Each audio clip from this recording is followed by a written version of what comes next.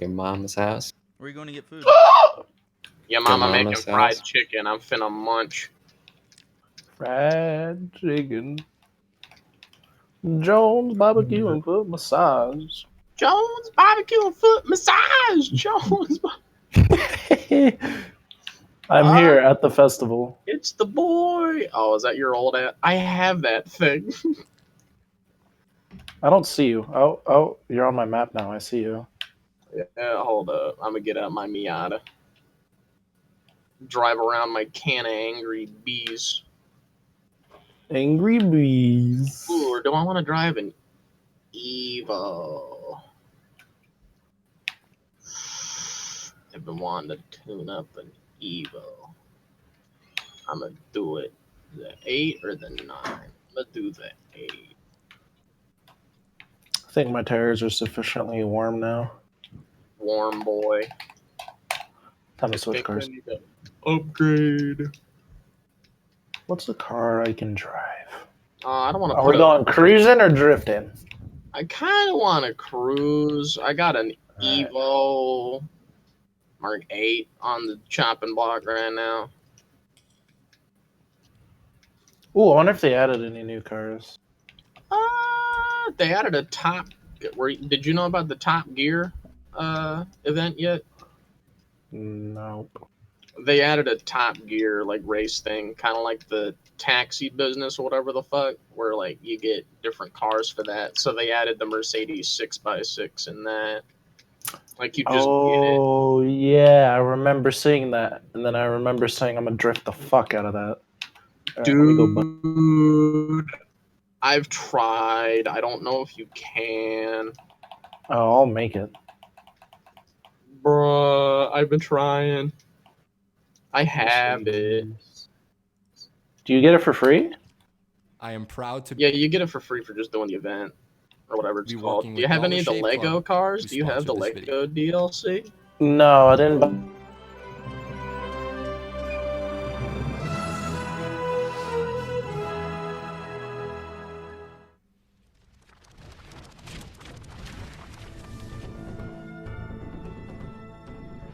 Who am I? You sure you want to know? The story of my life is not for the faint of heart. If somebody told you this was a happy little YouTube video, if somebody told you I was just an average ordinary Raimi shill, not a care in the world, somebody lied. But let me assure you, this, like any story worth telling, is all about a trilogy. That trilogy. The holy trilogy. The Raimi Spider-Man trilogy. The trilogy I loved since before I even liked films. I like to tell you that's me directing these masterpieces. Heck, I'd even take him. That's me. High top. It's here, ladies and gentlemen. You've demanded it. You've screamed about it. You've kidnapped my dog over it. Can I have him back now, please? I debated making these videos for some time because I figured, what's the point? I reference how perfect the Raimi trilogy is in pretty much all of my videos. Do I really need to explain why these films are some of my favorites of all time? Do I really need to break down why these films are so well crafted? Do I really need to deal with 13-year-olds in the comments yelling about how cheesy these films are? Well, hell yeah. I do need to talk about the Spider-Man trilogy. I do need to talk about the amazing direction, the spectacular, poignant writing, the superior cinematography, and what really is the ultimate superhero trilogy. Pizza time. But where do I even begin? How can I construct an argument so convincing that you walk away from this series never calling me a hack again? You're a hack! Do I just ramble for 60 minutes? Or do I start by talking about the genius behind these movies? Do something that... Sam Raimi. To understand Spider-Man 1, 2, and 3, first you need to understand Sam Raimi. Sam was an average, ordinary guy, not a care in the world, and like you, me, and countless other aspiring creatives, he had a dream of making movies, creating something. You see, in high school, Sammy Boy would make these little silly slapstick Super 8 shorts with his pals Bruce Campbell and Robert Tappert. You can find some of these shorts on the internet, and it's honestly fascinating to see how this evolved into this, which later evolved into this. Eventually, this motley crew of filmmakers said, "Fuck school, let's go make a movie instead." So they all dropped out. Robert Tappert, Bruce Campbell, and myself all bought business suits and matching briefcases, and dropped out of school. Then we worked as waiters, busboys, janitors, cab drivers. So how old were you then? 18. They then shot a short called Within the Woods, which is sort of a prototype Evil Dead. The reason we made this picture was to show the potential investors that these kids, us, that we could make a picture that worked, a horror movie that actually could scare them. I mean, that was our goal, at least. I hope it scared them. Somehow that scheme worked and they got the cash needed to finance Sam Raimi's first feature film, The Evil Dead. Sam Raimi wasn't handed anything. He wasn't a rich Hollywood boy. He was just a kid from Michigan who had something more powerful than money, passion. Why not have a guy who made, you know, Evil Dead for $350,000 do Spider-Man? Because that's the guy you want, not the guy who's used to having everything all the time. Give it to someone who's used to doing a bunch with nothing. Now you give him something, and you can. I think it was a good choice. That passion is clear in Sam's entire filmography. This is one of the reasons I love Sam Raimi and his films. You can see the passion behind every single camera move. Just look at this montage from Spider-Man 2. Most filmmakers wouldn't put in half the work Sam and cinematographer Bill Pope do for a scene as small as this. Look at that shit. How do they do that? Do they use a crane? A crane shot just for that moment of Peter running away from Dickovich? Someone who doesn't care, someone who just thinks filmmaking is a job, doesn't do that. Sam Raimi cares. But I'm getting ahead of myself. Let's rewind back to my first experience with Sam the Man Raimi. The Amazing Spider-Man. So before settling down to write this series, I wanted to rewatch the trilogy and try to keep nostalgia out of it. That's a common excuse I hear from people who don't like these movies. You're just blinded by nostalgia. Tom Holland is clearly the perfect Spider-Man movie. And while, yeah, these movies were my childhood, and I don't think nostalgia is a bad thing, why is happiness a bad thing to you cynical goofballs? I wanted to try to remain as objective as humanly possible. So I sat down with my girlfriend and my brother, both of whom know how much I love these movies, and told them, and myself, to go into it like it's our first time watching, to go into it with a fresh pair of eyes. I hit play and then I said,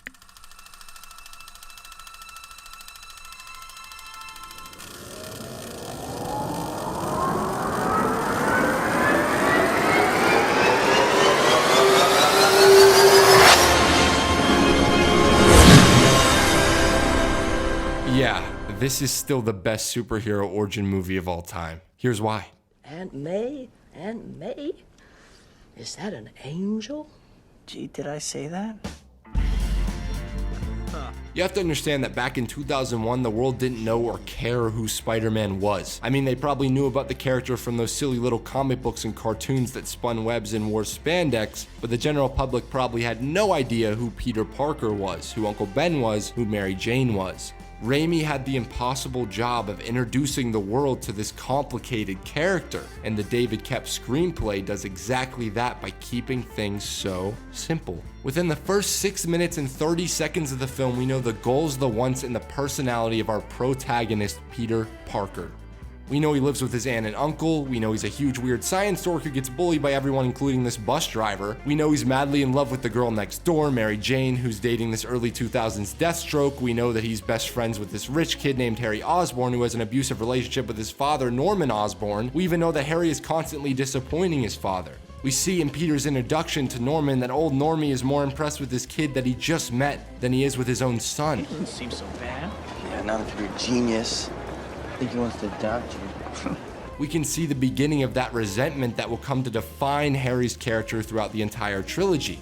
The screenplay manages to introduce the audience to the world of Spider-Man, the characters of Spider-Man, the hero of Spider-Man, the villain of Spider-Man, the love interest of Spider-Man, the friends of Spider-Man in under 4 minutes if we aren't including the opening credits. 4 minutes. Does that not impress you? Okay, fine. By 10 minutes and 30 seconds, we get all the needed exposition dumps to explain Spidey's powers. We get more than a hint that Harry also has a crush on MJ. We get this awkward but so goddamn heartfelt moment between Pete and MJ. Oh, and Peter gets bit by the fucking spider at exactly 10 minutes and 26 seconds. Now, usually you would find me complaining about how fast the pacing is in these cape flicks, but by golly, it works here.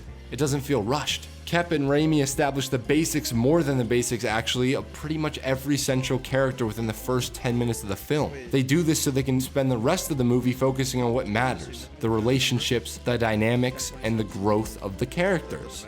Spider-Man isn't about plot. The character of Spider-Man has never been about plot. It's always been about the characters. The story is always in service of the character.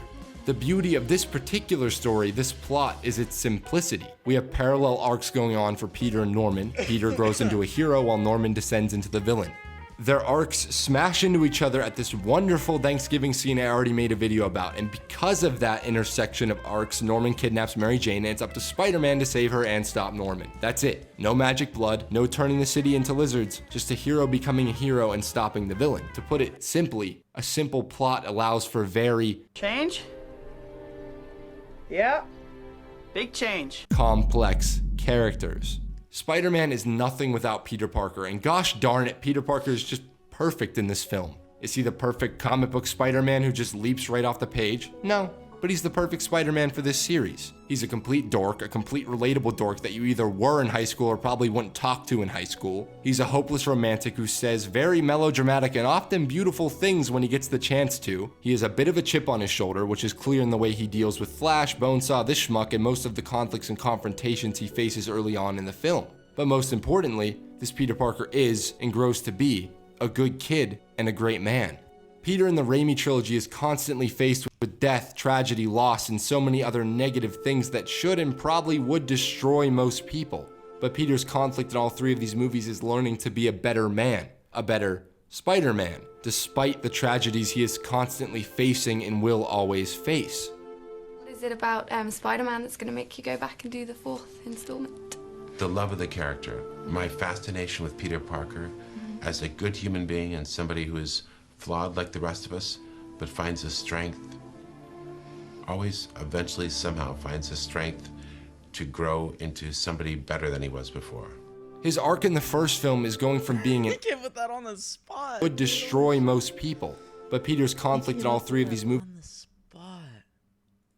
is learning to be a better man, a better Spider-Man, despite the tragedies he is constantly facing and will always face.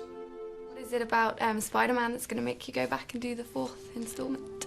The love of the character, my fascination with Peter Parker as a good human being and somebody who is flawed like the rest of us, but finds the strength, always eventually somehow finds the strength to grow into somebody better than he was before. His arc in the first film is going from being an angry, angsty teen who says this, And I know I'm not your father. Then stop pretending to be. is learning to be a better man, a better Spider-Man, despite the tragedies he is constantly facing and will always face. What is it about Spider-Man that's going to make you go back and do the 4th installment? The love of the character, my fascination with Peter Parker. Go back and do the 4th installment. The love of the character, my fascination with Peter Parker as a good human being and somebody who is flawed like the rest of us, but finds the strength, always eventually somehow finds the strength to grow into somebody better than he was before. His arc in the first film is going from being an angry, angsty teen who says this, And I know I'm not your father. Then stop pretending to be. to a man who has the maturity to say this. I have a father. His name was Ben Parker. His arc is going from the boy who longed to be with the girl next door. Oh my god, I didn't even realize that he said that at the end. Like, to a man who has the maturity to say this. I have a father. His name was Ben Parker. His arc is going from the boy who longed to be with the girl next door. Mary Jane Watson. The woman I've loved since before I even liked girls. To the man who has the maturity to say no to everything he's ever wanted. Only a friend? Peter Parker? Maturity to say this. I have a father. His name was Ben Parker. His arc is going from the boy who longed to be with the girl next door. Mary Jane Watson. The woman I've loved since before I even liked girls. To the man who has the maturity to say no to everything he's ever wanted. to a man who has the maturity to say this. I have a father. His name was Ben Parker. His arc is going from the boy who longed to be with the girl next door. Mary Jane Watson. The woman I've loved since before I even liked girls. To the man who has the maturity to say no to everything he's ever wanted. Only a friend? Peter Parker? That's all I have to give. Dude, Sam Raimi must see himself in Tobey Maguire, because they actually kind of seem a little similar and they talk a little similar. It's simple, it's sincere, and it's Spider-Man. Spider-Man is and always will be the story of a tragic kid who has the courage to keep moving forward, keep growing. When he is faced with the weight of the world on his shoulders, he somehow always manages to do the right thing. So just stop it with this nonsense that Tobey's a bad Spider-Man. I'm usually not the type to say you're wrong. I'm all for differing opinions, differing perspectives. Everything I do on this channel is my opinion and my opinion alone. But in this case, you're fucking wrong. Spider-Man should be quips in the comic. Never quips. Quips. I hate the fact that I have to talk about this, but I want this to be the definitive Raimi video, so here we go. Give me like 30 seconds. Do you really think it's necessary in scenes like this, or this, or this, or this, for Spider-Man to spit out a joke? The story and action pieces that Raimi stages don't allow for Spider-Man to be a motor mouth. When he finds a scene where a joke would fit, he has some lame, dorky, and corny joke that this dorky and corny Peter Parker would say. What more do you people want? Quips. Mary Jane is a character that constantly gets shit on, and yeah, some aspects of her character are dated, traditional. She's often a damsel in distress. She screams to the point of annoyance.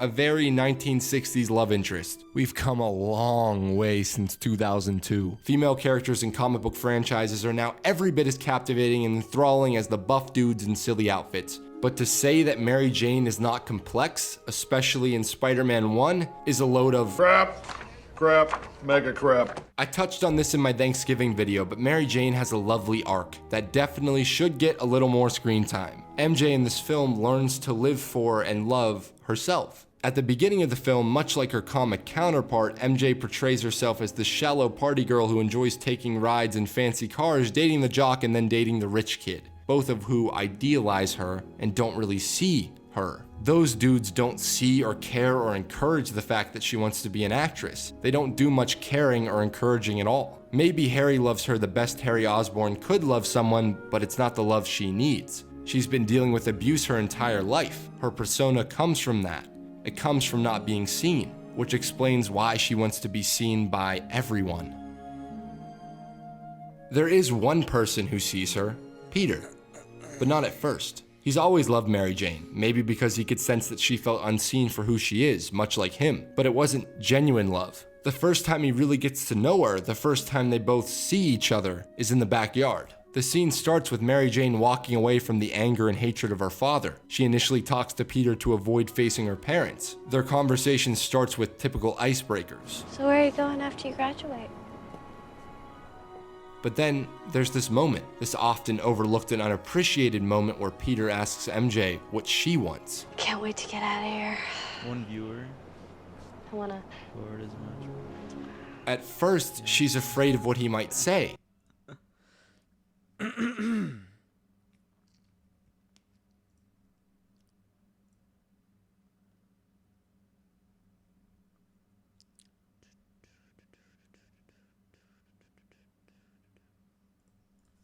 You can tell she's been called silly and stupid for dreaming.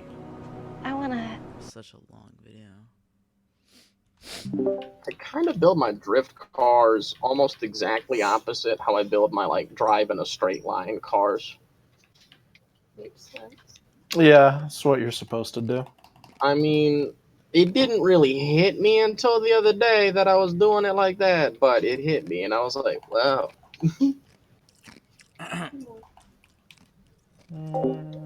Yeah, I did go to sleep. How's it going, Sean? You finally came back. Lunch. Of course I did.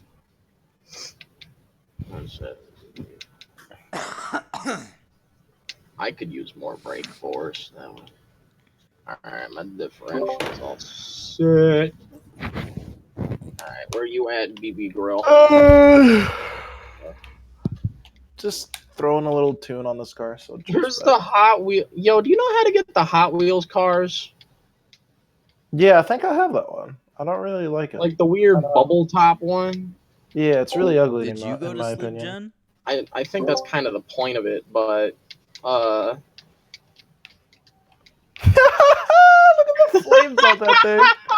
I know, right? The purple with the white flames looks actually kind of fresh, though. Not even. Oh, it's not. Purple. Honestly, it's not that bad. Colorblind. I'm colorblind. Oh, yours is like bright red. Oh, why did you put a roll cage on it though? Look, because it looks stupid. It do look stupid. I was trying to make some kind of a land boat, and then I went around a corner too fast one time, and I was like, oh, it'd be like that.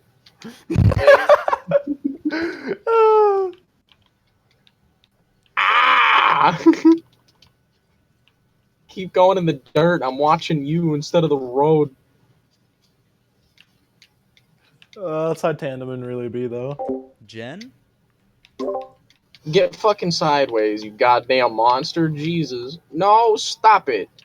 My gearing's like just a little bit off. Like second gear's a little bit too high, and third gear does not like let me fucking have enough power to spin the wheels. I think my third gear works pretty good. Do you mess with the individual gears or like the final drive ratio? Oh! I think I'm just gonna have to mess with the final drive. I usually don't do individual gears Hold with up. drift cars. Yeah, no, I don't bother with individual gears ever. I think I got a 3.8 on my final drive. I think something like a 3.95 to a 4.0 is probably where you're looking. Yeah, I just put it to 4.06. 4.06. Yeah. Oh, that's perfect. Flat 4.0 feels good to me. Oh, hello, Daniel. It's just a little left out, don't I? It's a drift tap. Uh-oh. Oh! I just got booped. My favorite thing to do around this roundabout, just to flex on niggas, stay in the one lane and like go around. Oh, dude, I know. And like go out. You know what I mean? Like just stay in the lane. I do that. That's how I try to like hold my skills. I'll just stay in one lane the whole time. Bro, it makes you feel like such a hard ass. I've started doing that just to add like a little bit of spice to my drifting. I'll just try to stay on like one side of the road the entire time in my lane. Just thinking if it were real life, like you could just stay in your lane fucking drifting. Oh, it did. Not even worry a thing. Mr. Sludge has the icon now. Mr. Sludge? Overtook you a little bit. Who's that? The icon. Yes, sir. What tires do I have on this thing? I think I might have Oh, yeah, race that tires. thing. I remember that. I have race tires on. Hey, Daniel, that chick Jen is in the chat.